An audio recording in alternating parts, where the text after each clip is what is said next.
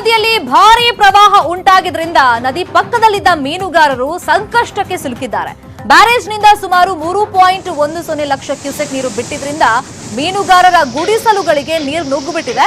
ನಾರಾಯಣಪುರ ಜಲಾಶಯದಿಂದ ನದಿಗೆ ನೀರು ಬಿಟ್ಟಿದ್ರಿಂದ ಹಲವು ದೇವಸ್ಥಾನಗಳು ಹಾಗೆಯೇ ಮನೆಗಳು ಜಲಾವೃತವಾಗಿವೆ.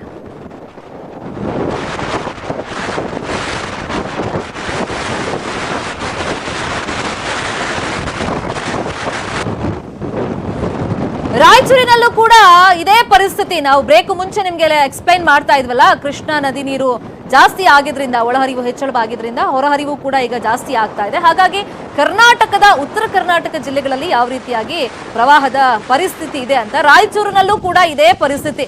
ಎಚ್ಚರಿಕೆಯನ್ನ ಕೊಟ್ಟಿದ್ದಾಗಿದೆ, ಸುರಕ್ಷಿತ ಜಾಗಕ್ಕೆ ಹೋಗಿ ಅಂತ. ಮೀನುಗಾರರಿಗೆ ಸದ್ಯಕ್ಕೆ ಈ ಪ್ರವಾಹದ ಬಿಸಿ ನೇರವಾಗಿ ತಟ್ಬಿಟ್ಟಿದೆ.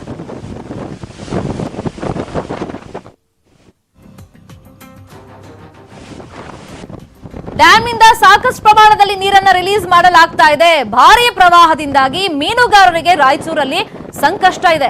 ನಾರಾಯಣಪುರ ಡ್ಯಾಮ್ ಕೂಡ ಭರ್ತಿಯಾಗಿದೆ, ಅಲ್ಲಿಂದ ನೀರನ್ನ ರಿಲೀಸ್ ಮಾಡಲಾಗ್ತಿರೋದು. ಇನ್ನು ರಾಯಚೂರಲ್ಲಿ ಒಂದಿಷ್ಟು ಜನ ಸಾಹಸಿಗಳು ಏನ್ ಮಾಡ್ಬಿಟ್ಟಿದ್ದಾರೆ ಅಂದ್ರೆ ಈ ಪ್ರವಾಹದಲ್ಲೇ ಈಜೋದಕ್ಕೆ ಹೋಗಿದ್ದಾರೆ. ಬಟ್ ಇಂಥ ಪ್ರವಾಹದ ಸಿಚುವೇಶನ್ ಅಲ್ಲಿ ಈ ರೀತಿ ಈಜೋದು ತಪ್ಪಾಗುತ್ತೆ. ಈಗ ನಾವು ತೋರಿಸ್ತಾ ಇದೀವಲ್ಲ, ಬೆಳಗಾವಿಯಲ್ಲಿ, ಇನ್ನೊಂದ್ ಕಡೆ ರಾಯಚೂರಲ್ಲಿ ಯಾವ ರೀತಿ ಸಾಹಸವನ್ನ ಮಾಡ್ತಿದ್ದಾರೆ. ಒಂದ್ ರೀತಿ ಹುಚ್ಚು ಸಾಹಸ ಇದು. ಇಂಥ ಸಂದರ್ಭದಲ್ಲಿ ಮಾಡೋದು ನಿಜಕ್ಕೂ ಹುಚ್ಚು ಸಾಹಸ. ಯಾಕಂದ್ರೆ ನೀರಿನ ಫೋರ್ಸ್ ಎಷ್ಟು ಮಟ್ಟಿಗೆ ರಭಸವಾಗಿ ನೀರು ಹರಿತಾ ಇರುತ್ತೆ. ಬಟ್ ಇಂಥ ನೀರಲ್ಲಿ ಹೋಗಿ ಈಜಿದ್ದಾರೆ. ಇವ್ರ ಕ್ರೇಜ್ಗೆ ಏನ್ ಹೇಳ್ಬೇಕು ಗೊತ್ತಿಲ್ಲ. ಏನಾದ್ರೂ ಹೆಚ್ಚು ಕಮ್ಮಿ ಆದ್ರೆ ಆ ನೀರು ಅವ್ರನ್ನ ಎಳ್ಕೊಂಡು ಹೋಗ್ಬಿಡುತ್ತೆ, ಪ್ರಾಣನೇ ಹೋಗುವಂತ ಪರಿಸ್ಥಿತಿ ಇರುತ್ತೆ. ಬಟ್ ಈ ನೀರಲ್ಲಿ ಅಂದ್ರೆ ಪ್ರವಾಹದ ನೀರಲ್ಲಿ ಈಜಿರೋದು ನಿಜಕ್ಕೂ ಇಂಥ ಸಂದರ್ಭದಲ್ಲಿ ಇದು ತಪ್ಪಾಗುತ್ತೆ. ಇನ್ನು ಪಶ್ಚಿಮ ಘಟ್ಟ ಪ್ರದೇಶಗಳಲ್ಲಿ ಕಳೆದ ಕೆಲ ದಿನಗಳಿಂದ ಭಾರೀ ಪ್ರಮಾಣದಲ್ಲಿ ಮಳೆ ಸುರಿತಾ ಇದೆ. ಈ ಹಿನ್ನೆಲೆಯಲ್ಲಿ ಪುತ್ತೂರು ಬಳಿಯ ಕುಮಾರಧಾರ ನದಿ ತುಂಬಿ ಹರಿತಾ ಇದೆ. ನದಿ ನೀರಿನ ಮಟ್ಟ ಹೆಚ್ಚಾಗಿದ್ದು ಸುಬ್ರಹ್ಮಣ್ಯ ದೇವಸ್ಥಾನದ ಸ್ನಾನಘಟ್ಟದ ಮೆಟ್ಟಿಲುಗಳು ಮುಳುಗಡೆಯಾಗಿವೆ. ದಿನೇ ದಿನೇ ಹೆಚ್ಚಾಗ್ತಾ ಇರೋ ಅತಿಯಾದ ಮಳೆಯಿಂದ ನೀರಿನ ಹರಿವು ಹೆಚ್ಚಾಗ್ತಾ ಇದೆ.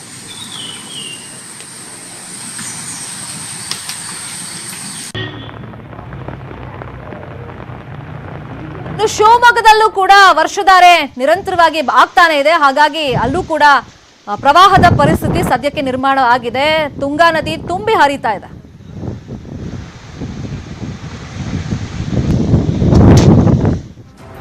ಮಲೆನಾಡು ಭಾಗದಲ್ಲೂ ಕೂಡ ನಿರಂತರವಾಗಿ ಸುರಿತಾ ಇರುವಂತಹ ಮಳೆಯಿಂದ ನದಿಗಳು ತುಂಬಿ ಹರಿತಾ ಇವೆ. ಈ ನದಿ ಸುತ್ತಮುತ್ತ ಯಾರೆಲ್ಲ ಜನ ವಾಸ ಮಾಡ್ತಾ ಇದ್ದಾರೆ ಅವರಿಗೆ ಒಂದ್ ರೀತಿ ಸಂಕಷ್ಟದ ಪರಿಸ್ಥಿತಿ ಇದೆ. ಇನ್ನು ಚಾರ್ಮಾಡಿ ಘಾಟ್ ನಲ್ಲಿ ಸದ್ಯಕ್ಕೆ ಗುಡ್ಡ ಕುಸಿತವಾಗಿದೆ ಅಂತ ಗೊತ್ತಾಗಿದೆ. ಎಲ್ಲೆಲ್ಲಿ ಏನೇನು ಆಗಿದೆ ಪರಿಸ್ಥಿತಿ, ಆ ಬಗ್ಗೆ ಮಾಹಿತಿಯನ್ನು ಕೊಡ್ತೀವಿ ಬ್ರೇಕ್ ಆದ